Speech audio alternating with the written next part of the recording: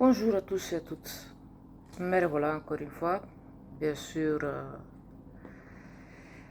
dans la résistance contre l'antipape Bergoglio. Aujourd'hui, je voulais vous parler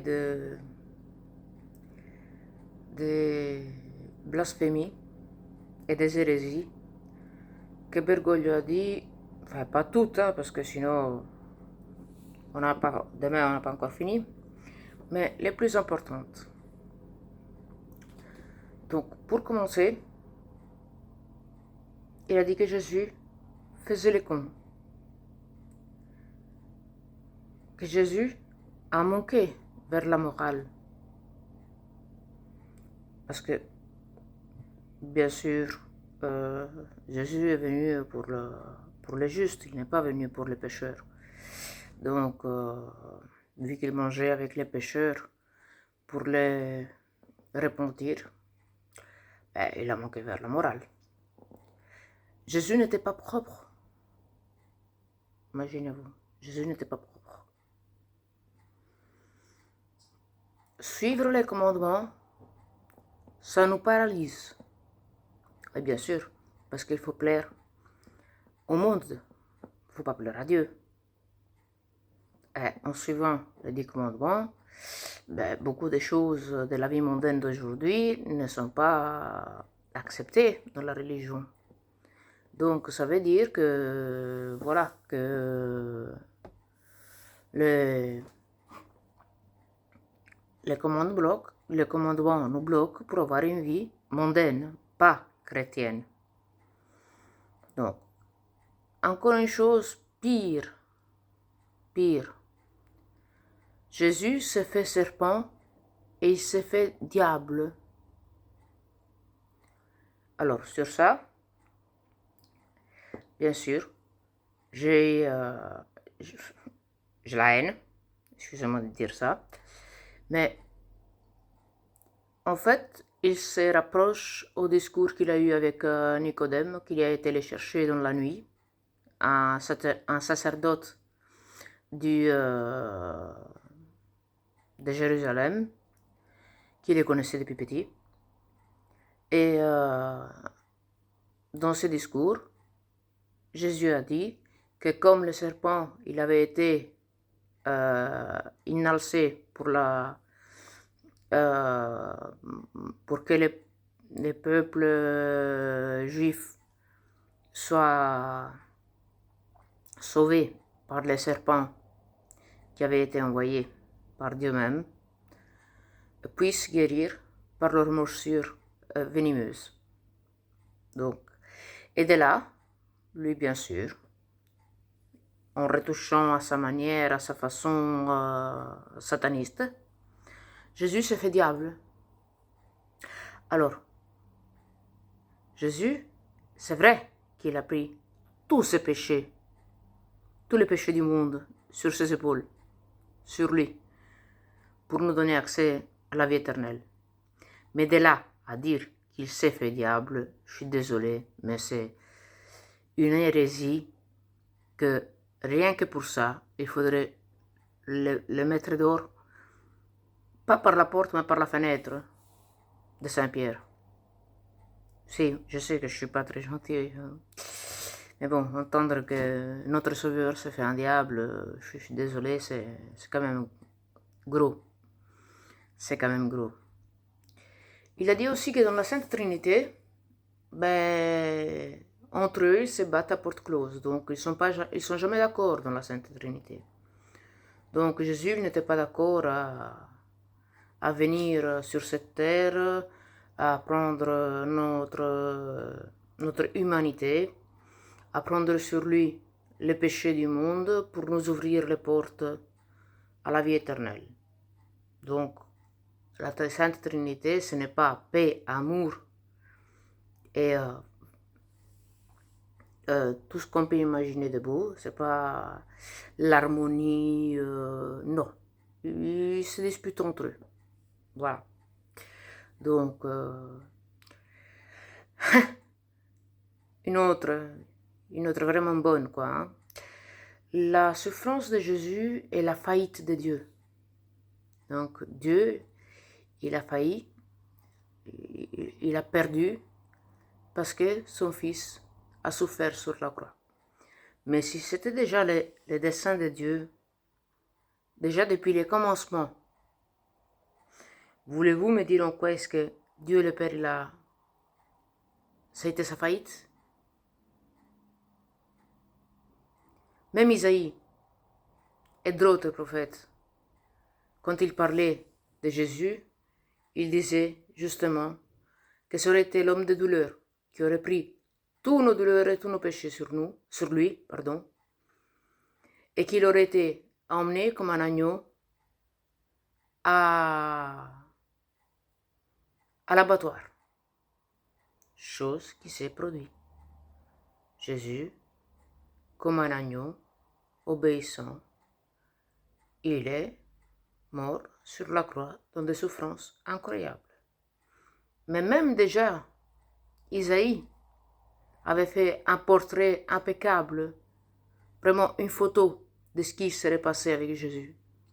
Et lui, il ose dire que la mort de Jésus, c'est la faillite de Dieu. Non, c'est la faillite du diable. Parce que justement, avec la mort de Jésus, si on suit, bien sûr, son chemin, sa route, on peut espérer avoir la vie éternelle. Il a dit que la Vierge Marie, au pied de la croix, elle s'est sentie trahie par Dieu. Chose la plus fausse possible, parce que la Vierge Marie, elle savait déjà ce qui allait arriver à son fils. Elle en souffrait dans le silence de son cœur, mais elle savait qu'est-ce qui se devait passer pour la rédemption de l'être humain. Donc, bien sûr, elle a souffert, parce que c'était son fils, c'était sa chair, mais elle ne s'est pas sentie trahie par Dieu. Sinon, déjà, elle ne nous aurait pas pris comme enfant adoptif. Quand Jésus a dit à l'apôtre Jean,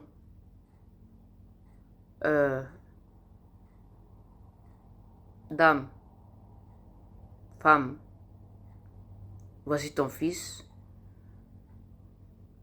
Jean, voici ta mère. Et en acceptant l'apôtre Jean comme fils, il a pris toute l'humanité sur sa maternité céleste.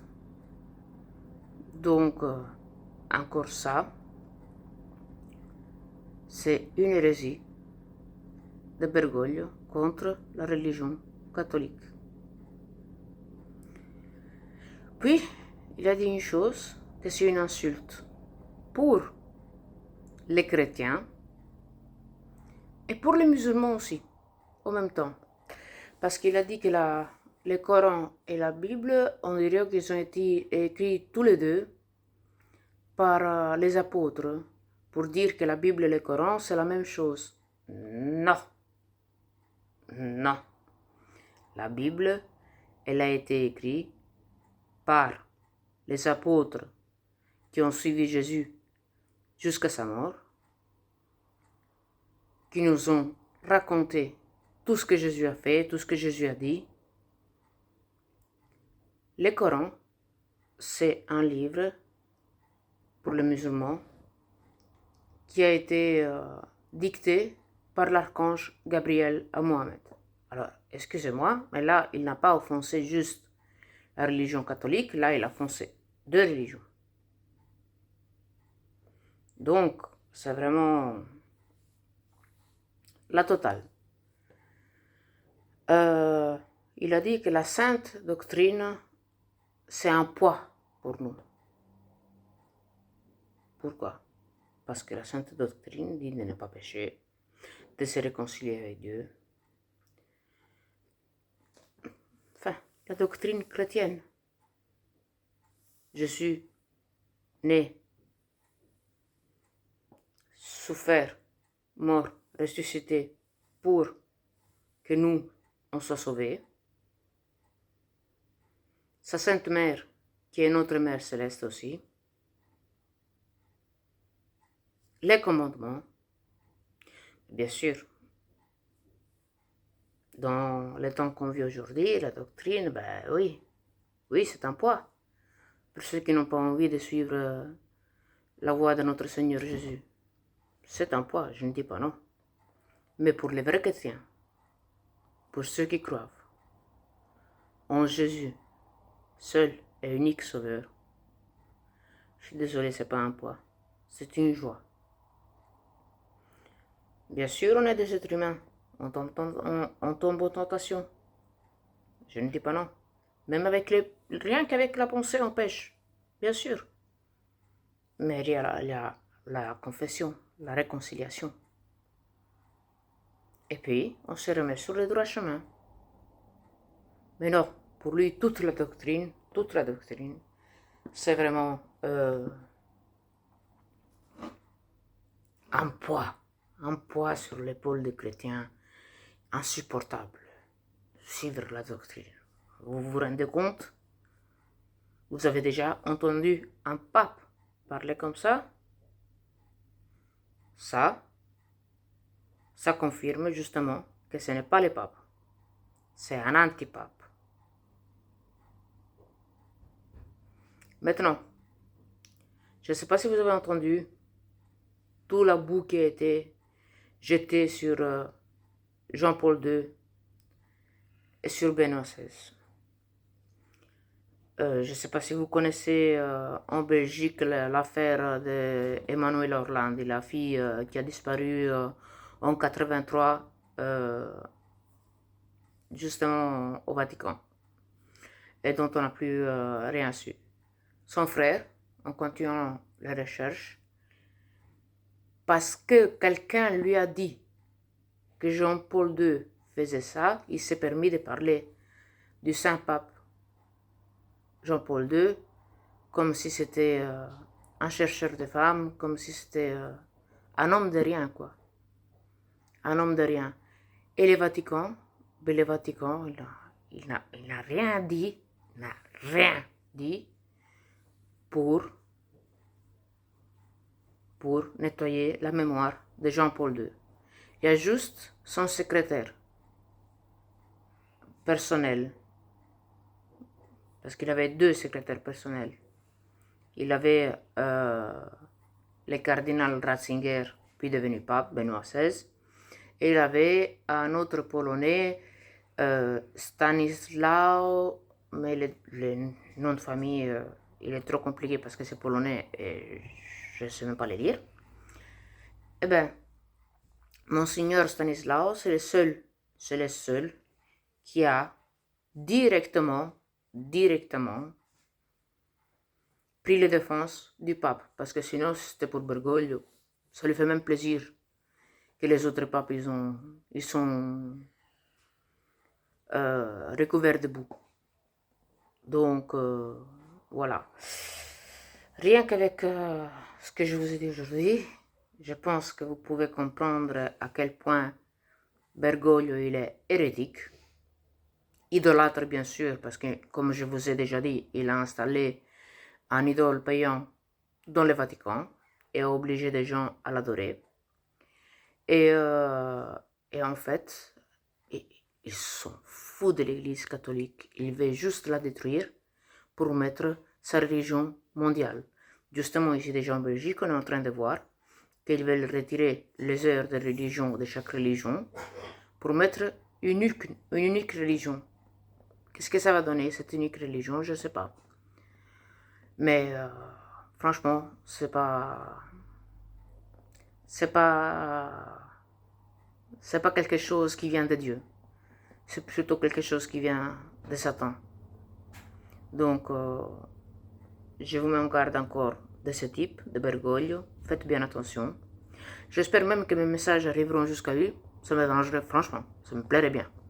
Au moins qu'il sache qu'est-ce qu'on je pense et qu'est-ce qu'on pense tous, ceux du petit reste catholique, italien, français, espagnol, mondial. Surtout surtout argentins, parce qu'en Argentine, ils ne veulent pas les voir. Hein. Ils ne veulent plus les voir. Parce qu'il en a fait de toutes les couleurs en Argentine. Mais bon, ça je vous raconterai dans la prochaine vidéo. Mais voilà, faites très attention à l'antipape Bergoglio. Vaut mieux ne pas aller à l'église plutôt qu'aller prendre le sacrement avec un hérétique, en communion avec un hérétique. Saint Thomas disait Peccat quicumque audit missam hereticorum et sacramentum. Donc, fait pécher tous ceux qui vont à la messe en communion avec des hérétiques et qui y prennent les sacrements. Et Saint Thomas, c'était pas n'importe qui, c'était un des pères de l'Église qui a eu la summa théologie, donc la plus grande de théologie, quoi. Et donc voilà. Je vous laisse tranquille pour aujourd'hui. C'était juste ça que je voulais vous dire. Donc toute la liste de...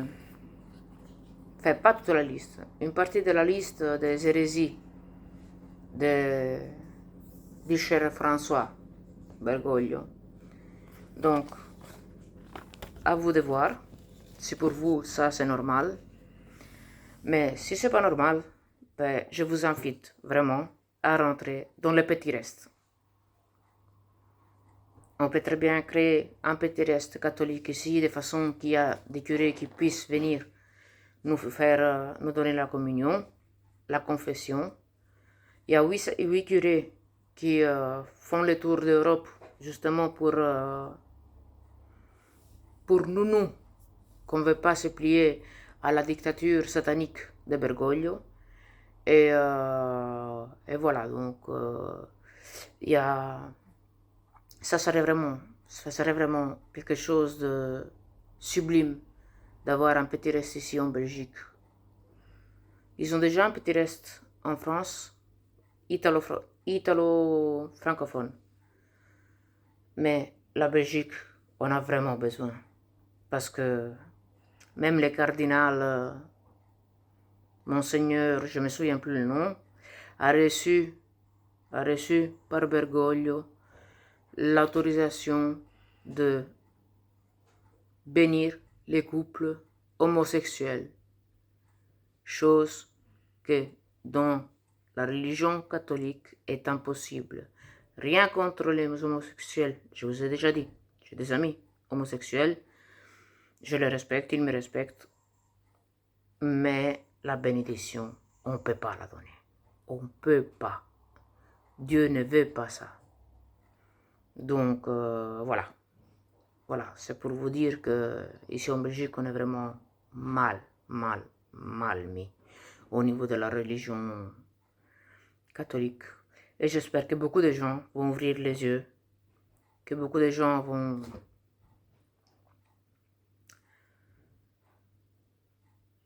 se poser des questions sur ce type et qu'ils vont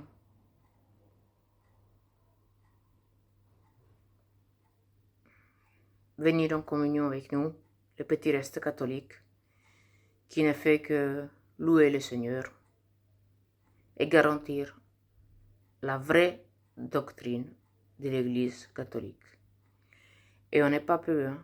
On est beaucoup dans le monde déjà. On est beaucoup dans le monde. C'est pour ça que je vous invite de tout cœur à laisser tomber Bergoglio, sa messe, ses églises, ses curés qui savent qu'il n'est pas le pape, mais qui n'osent pas le dire par la dictature que Bergoglio fait, contre qui ose dire un mot de travers contre lui. Donc voilà. J'espère que les hérésies de Bergoglio ont pu un petit peu vous éclairer, même choquer, comme moi j'étais choqué quand je les ai entendus, et comprendre que ce n'est pas un vrai pape. C'est un pape qui a été mis là de la maçonnerie. de tout ce qui était satanique, de tout ce qui est spiritisme. Ils préfèrent ça que notre Seigneur Jésus-Christ, qui est mort sur une croix, avec des souffrances atroces, pour nous donner la vie éternelle. Chers frères et sœurs, je vous salue dans le Sacré-Cœur de notre Seigneur Jésus-Christ, dans le cœur immaculé de la Sainte Vierge Marie et dans le chaste cœur de Saint Joseph. Je vous souhaite une bonne journée et à la prochaine vidéo. Au revoir.